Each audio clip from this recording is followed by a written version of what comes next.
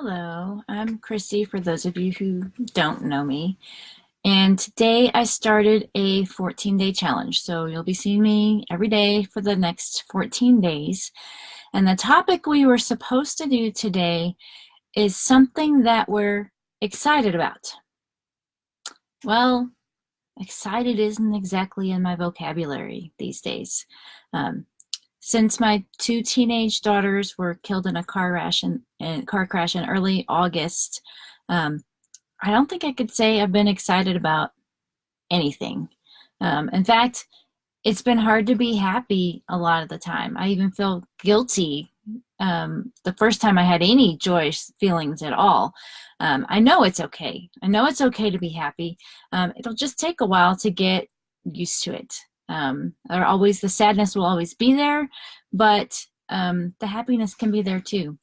As time goes on, I can laugh more, and I know there'll be more days of joy and the ability to be excited again. So with all these emotions, it made me think about how people take things that happen to them. Somebody who's received some bad diagnosis they'll either decide that they're going to fight for what they want to keep living, or they'll become depressed and think of all the negative, or they may decide to live life to the fullest of whatever they have left.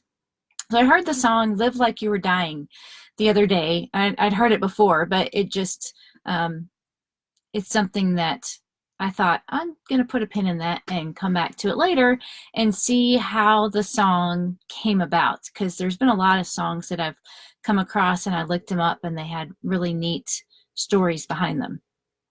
So the song takes listeners through the story. It's a country song of a man who's in his early 40s, and he finds out that his father is dying. So after worrying about x-rays and his time left, the man's father responds by living his life to the fullest by skydiving, mountain climbing, finding forgiveness, and loving deeper. The songwriters said that they came up with the song's content while they were sharing stories about a mutual friend who had had a misdiagnosis and thought that he was dying. And so he had this perspective different than anybody else would. They said they just started talking about people who responded in that type of a way. Like, wow, it's time to get busy, as opposed to, I'm going to lay down in my bed and freak out. They started talking about people that respond in that kind of news in a really cool way. So the lyrics say, I asked him, when it sank in that this might really be the end, how's it hit you? When you get that kind of news, man, what do you do? And he said, I went skydiving. I went Rocky Mountain climbing. I spent 2.7 seconds on a bull named Fu Manchu. And I loved deeper, and I spoke sweeter. And I gave forgiveness I've been denying. And he said, someday, I hope you get the chance to live like you were dying. He said, I was finally the husband that most of the time I wasn't. And I became a friend would like to have. And all of a sudden, going fishing wasn't such an imposition. And I went 3 times that year. I lost my dad.